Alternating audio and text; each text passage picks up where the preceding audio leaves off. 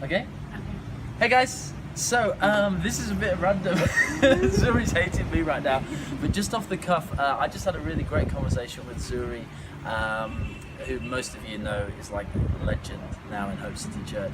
But with the whole idea that we're talking about with establishing people and retaining all the new people and the great thing that God's doing, we're really aware that so many new people are coming in, but it's trying to now work out how do we keep those guys. And so I just speaking with Zuri, and it was just something you said, right, about Ghanaian culture and how people respond to something new. Maybe you could just expand a little bit on your thoughts. Okay, so one thing that I've noticed since I've come here is that with a lot of Ghanaian culture, there's a lack of consistency, and a lot of people come in and or like a new business comes in or a new organization comes in, and what usually happens is it starts out really great, it starts out really fun and you love everything, and a few months down the line it starts to dwindle. And because that's the case with so many businesses here and so many organizations, I think a lot of people have got this feeling that they have to wait until something is consistent, so they wait longer. They need to be seen, they need to show like action, more action that shows that like people love them or people care about them, or that the company is even going to stay around and going to be giving the same service. And yeah, pretty much because that doesn't happen, a lot of people need that time, so they'll maybe come to something once just to check it out, but after that they're still skeptical, like, are you really going to be here? Sure.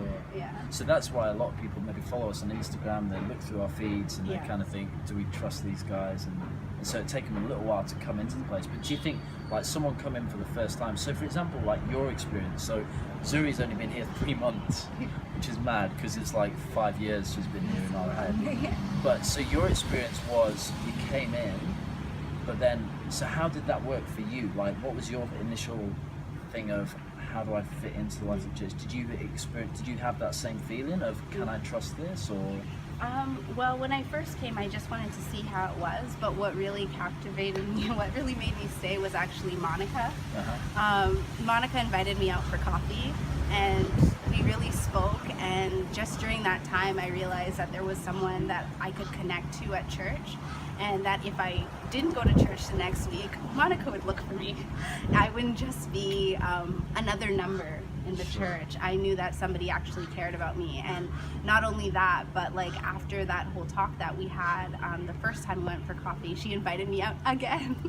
Yeah, because you said like even the first coffee you're like, well, she's been told by the church to do it. Yes, I was like, this is great, she's really friendly, we had a great connection, but is this real? Like, and she invited me out again, and that second meeting of like her inviting me out and taking that initiative to also text me during the week and ask me really like personal questions about my life, not just, oh, you know, the weather's great today, and like actually having that connection and knowing that I was connected to someone in this church, made me feel much more open to the church and the other people in the church. And from there, when other people started to invite me out, I was like, okay, this is like the culture, this is how things are, this is real. Yes. But it was really from Monica actually just taking the time to like invite me out apart from church. And even when she invited me out, it wasn't like, we did talk about God and things, but we talked about a lot of things that were very personal to us. And that's when I felt that like this is somebody that like I could be here for, like even if it's just Monica, my only friend in the whole church. I have a reason to be in this church. She's a good friend, to be fair. Oh yeah, a very good friend, but there's a reason to be here, and that's what made me feel. So you think a lot of new people coming into church, they're, particularly with the perception of church, they're a little bit trepidatious, a little bit unsure, maybe slightly distrustful, and think even though it looks good, is it going to last? Exactly. Are these people for real?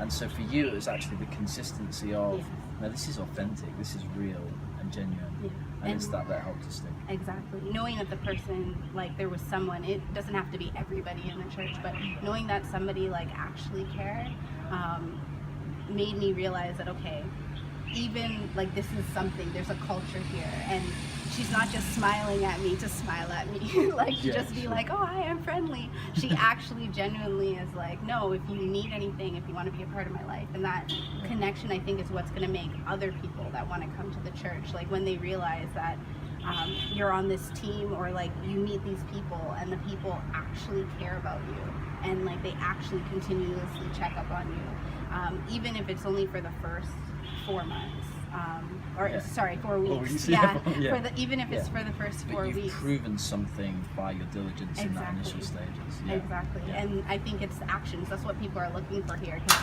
so many people say stuff, but then they don't follow through.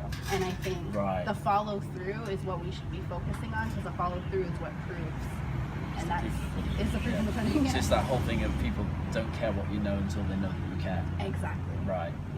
So that was, that's basically, thank you so much, that's awesome. Because like, I guess I want to learn from Zuri, because Zuri's a kind of like our, what is it called, our billboard for someone who's come in and just really connected and really wants to be a part of the place. So I think, like for me and for us as leaders, that just kind of demonstrates, and I hope that's okay, but it just demonstrates for me the power of an authentic connection, really genuinely believe in someone, and that it's not preaching. Like the preaching was phenomenal, she said. Yes. It was great. Don't say that. But I must say, the first day it was the senior pastor. It was on the video. So it was alright. So it's not the preach, it's not the worship, it's not like coffee or anything like that, but actually genuinely the thing that keeps you back is authentic relationships. So, and that's something that we need everyone involved in. So this is why, we're really going to hammer this home, as you can tell, but I'm hoping that something of this really grabs people, and Zuri's story will be the story of loads of other people as well. And then one thing, don't force it. I think that's the biggest thing, because people can also tell when you're trying to force a relationship. So I think having people on the team that that connection team that genuinely want to meet people, or genuinely also have that ability to understand people's personalities. And if you know people in the church that have a similar personality to the person you went to coffee with, that alone. Right. Because I think if you know, it just happened that Monica and I connected, but at the same time, sometimes there might not be that genuine, like that initial, but we're all one in Christ. But there might be that on the personal level, you can get that connection. And I think just knowing a number of people in the church that you can connect them with too. And that's what we talked about with this idea of the bounce, is that you meet someone, bounce someone to someone else who you think is going to be a great connection for that person. You don't have to be everyone's answer, but you probably will know someone who could be a good answer to that person. So that's awesome. Be real. Be real. Be real. Be you, be real. Awesome, thanks guys. I hope that's helpful. It really helped me. And let's do this. Awesome, thank you.